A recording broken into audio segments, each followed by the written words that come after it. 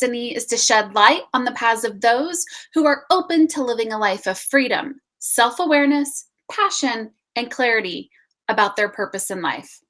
Every week we have a discussion, and this week's discussion is 2 tips to step into your greatness. Thank you all so much for joining. Thank you for those of you who are watching live. The beauty of how the podcast works is when you join us live, you can ask questions live in the comments. And for those of you who are tuning in as replayers, thank you so much for taking time to join us this week. You were given gifts for a reason. I bet a lot of you have heard that, something I've been saying for years. You were given gifts for a reason, and what you want wants you. That is one of my favorite quotes. I frankly am not sure where it came from. And when I first heard it years ago, probably 2013-ish, is when I was at the very beginning of my spiritual awakening. And I thought, what does that mean? What you want wants you. And it took me a little bit until I started to understand that, yes, there was a reason that what I wanted also wanted me as well. The question is, are you using your gifts to help others? Are you stepping into your greatness, making a difference? So let's get into this. And you may hear one of my cats. This week, Bubbles is joining us behind the scenes. All right, so tonight's first tip, let's dive on in. It's something probably you may not be thinking about, of how you would step into your greatness. I call your greatness, by the way, your magical amazingness. So your first tip is to let go. And you're thinking, yeah, I've heard it, and it's easier said than done. And so what? So what?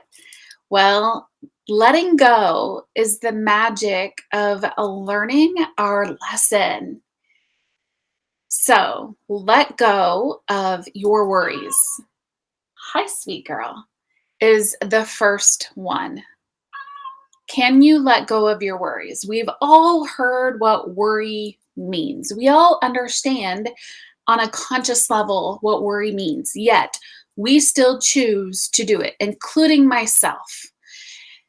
For me, worry is our human's ego thinking it has control to protect ourselves. That's essentially what the mind's job is to do, is to step in to protect us.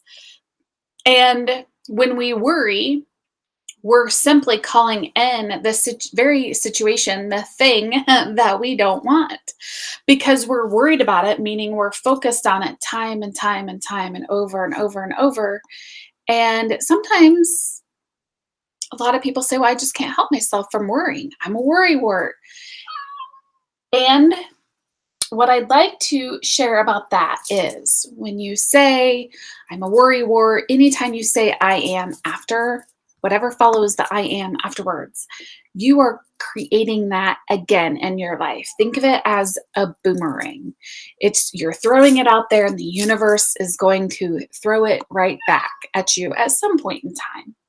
So can you let go? And there's different ways that you can let go of your worries.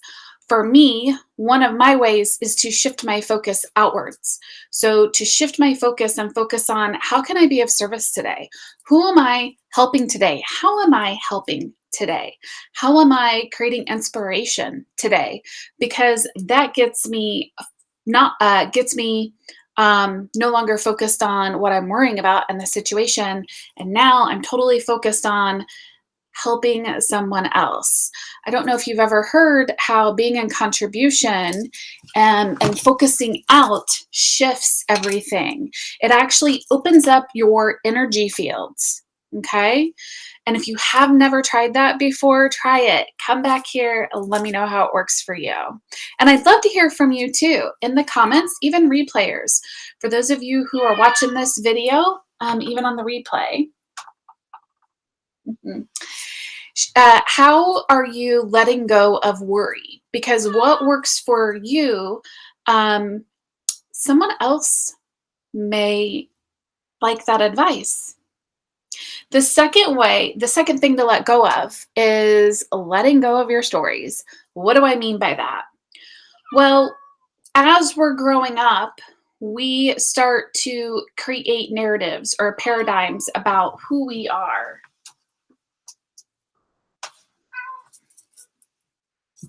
She didn't want to be on camera. We start to create these paradigms or stories about who we are. And then when we do that, we have adopted them as our identity. And then the universe continues to reaffirm that for us.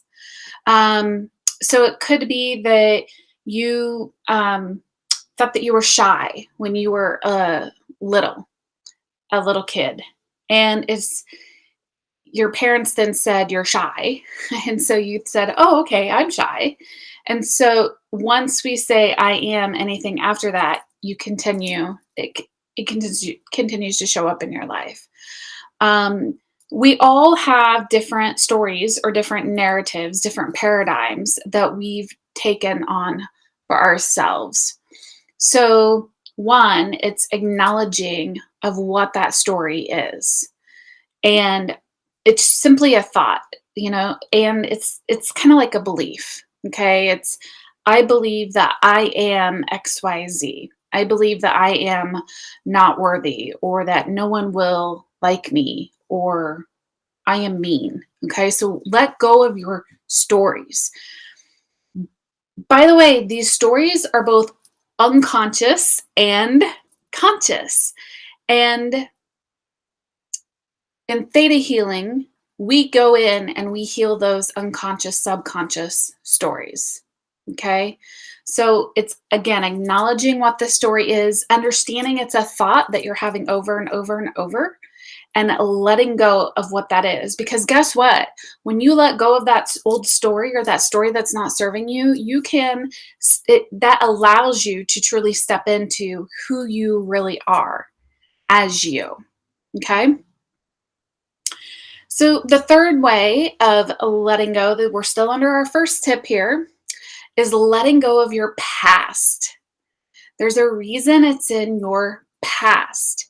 Now, if you didn't learn from that lesson, it continues to come up again and again and louder until you learn it. And what you focus on expands. And when you focus on your past, even if it's yesterday, you're still going to create that in your present now moment. So how can you let go of what happened yesterday and start with a clean slate every single day? And the 12-week masterclass currently, that's something that I remind all of the participants is it's a new present day moment right now. It doesn't have to be just a new day. It's right now. Every single second you get to choose in this new present moment. And it's so easy to fall back to the past. It is. It's again, a subconscious programming. When you wake up, what is the first thing that you think about? Are you worried? Are you stressed out? Are you not wanting to get out of bed because you don't like your job? Are you allowing that past, your past that got you here for a reason, to dictate what you're doing right now? Now I'm going to take it one step further, because for me, I've been going to a new chiropractor for me since I'd say for about six or 8 months now. And he understands that I want to know the energetic meaning, if you will, the thought process behind the different areas he's readjusting on my spine and sometimes my head and different areas, because I understand that they all impact me on all the levels. And the most recent area where he is adjusting is called the occiput. And I hope I'm pronouncing that correctly. And I had asked him for a diagram that shows what's the meaning behind that. It's very similar to Louise Hay's book, where she talks about, what's the thought process or the meaning behind that ailment in your body. And the occiput is essentially past lives. And I chuckled when I saw him today and said, "Thanks for the information." And it appears that I get to look in my past life because it talks about your life before birth. And so, isn't that interesting how there's a reason why that keeps coming up for me? Remember, when the same message you get keeps coming up over and over and over, listen, okay? Um, the next one, let go of those who aren't supporting you. Let go of those people who aren't rooting for you. They aren't in your corner. They aren't checking in on you. They simply love your energy. They love your light. They want to be around you. And ask yourself, are they bringing anything to the table? For me, a friend means that it's you bring something and I bring something. I don't believe that anything's 50-50 or 100-100 in any relationship, because it's going to, sometimes it's, 80-20, sometimes it's 20-80, sometimes it's 70-30. You're still, though, there's still a give and take. There's still that yin and yang. There's still a harmony between those energies. Because here's the thing, those people who aren't supporting you, they're holding you back from being who you truly are. It also frees up your energy. Can you accept them for where they are, love them for where they are, and stop putting your energy into it? Start to shift where your energy goes. So, as you're thinking about this list of letting go, and all of these are just tip number one, let go of your worries, let go of your stories, let go of your past, and let go of those who aren't supporting you. Think about how much energy that's going to free up from you to then truly go do and be that person who God's created you to be. Think about that. The second tip, you're probably thinking, okay, Karmen, I've let go. I've done all of this. Now what? And the second tip may surprise you. The second tip is to lean into God. And you're thinking, what does that mean? What does it mean to lean into something? So I want you to think about, we're going to give you a visual. Think about a time when you've leaned against a wall. So you shifted your energy or your weight from your entire body to now part of it's onto a wall. Or you've shifted your weight onto a door. You've shifted your weight onto a desk. Even in yoga, you shift your weight of your body back and forth. Essentially, you're shifting your weight onto something that doesn't waver. It's solid, it's secure, it's stable. You're also leaning into the unknown, the unseen. We can't see God yet. We know that God exists. And if God doesn't resonate for you, flip out a word. Use a different word. When we lean into God, it's truly a decision to accept the present moment and decide that the next present moment will be different. Can you let go of the how?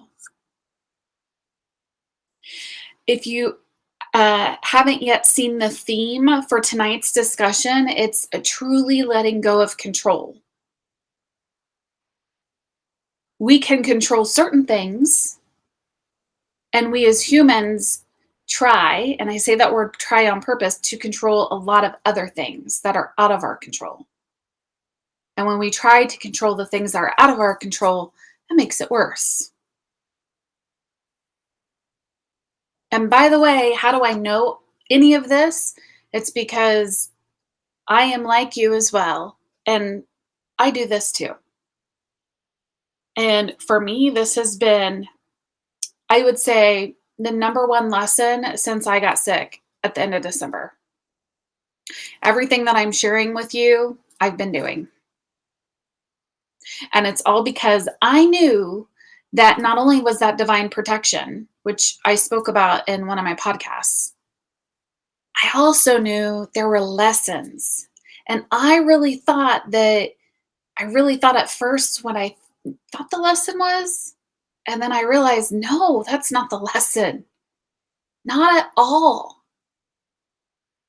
This is truly about leaning into God. This is about my relationship with God. This is about the relationship with myself.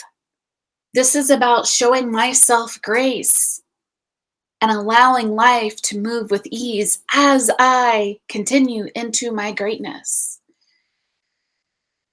As I fully step into my greatness, because I had one leg in a greatness and one leg in the past, one leg in a greatness and one leg into the old stories, one leg into the greatness and one leg into the people who didn't support me.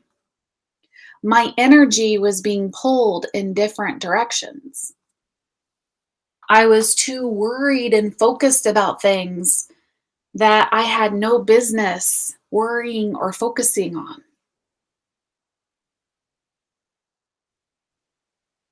And it's so interesting because that right there, what I just shared with you, that was a message that I received, I'd say last fall. Well, you have 1 foot over here and 1 foot over here, and you got to go all in over here. And I didn't know what that meant. I knew I was being split, and it took me a while to figure out, what does that mean? So now your next question is probably, well, how do you lean into God? It starts with the relationship with yourself. It always starts with the relationship with yourself. And I've noticed an increase, specifically on social media, of people focusing on themselves, people healing themselves. And I've heard, well, that's kind of selfish. And what's wrong with these different generations? First off, I'm Gen X, and we are working on healing um, family traumas, and they stop with us. That's the bottom line. And a lot of people are realizing that they don't want to take on these stories. There's certain things they don't want to do because they saw the Gen Xers, the millennials do it. So now that generation doesn't want to do it too. Leaning into God starts with yourself first. Knowing who you are, knowing your uniqueness, knowing your gifts, all your gifts. I did a video at the end of January, I believe, when I finally realized a newfound gift that I've had for years. It's just my human design allowed me to finally step into it. It's like it burst open one day. And now there's no going back. Good, bad, or indifferent. And people are thinking, Karmen, what's wrong with you? You changed. You never talked like this before. What's happening? Because they're used to the old version of who they knew. And so now some of them are trying to control me because it's on this new person is I'm the new person that they're uncomfortable with, and they don't know how to interact with me. And for some people, it's just they simply can't manipulate and control me anymore.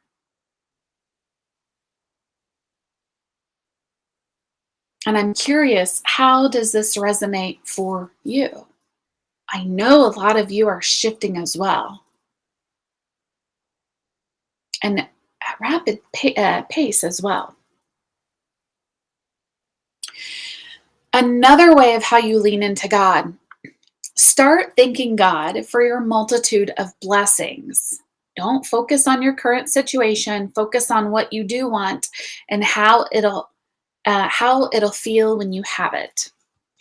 There was a video I recently saw, and it's all over the different social media channels. And it's a pastor, and he talks about how there's all these memes out there about gas prices today. And he was going to, he considered, let me rephrase that, he considered also doing a video showing about the astronomical gas prices and how is this crazy and the price of, this and that going up. And he said no. Instead, he decided to give thanks. He decided to say thank you because he knew what it was like to not have the money to go to the pump and pay, to go to the grocery store and pay. And he had the money now. When you do that, no matter what is in your wallet, no matter how much is in your bank account, I promise you it'll shift things for you. One main reason is because when you're in gratitude and when you give thanks, whether it's thank you so much that I had the money to do that today, or thank you so much in advance to have the money to do that when I go to the grocery store, when I go get gas, that opens up your energy field. Worry shuts down your energy field. The gratitude and thankfulness opens it up. You will feel it shift in your body. And I think for me personally, that resonated because there was a time when I had maybe $3 to my name. Maybe. And I felt like at that time the bottom was falling out. I didn't know when I was going to receive money again.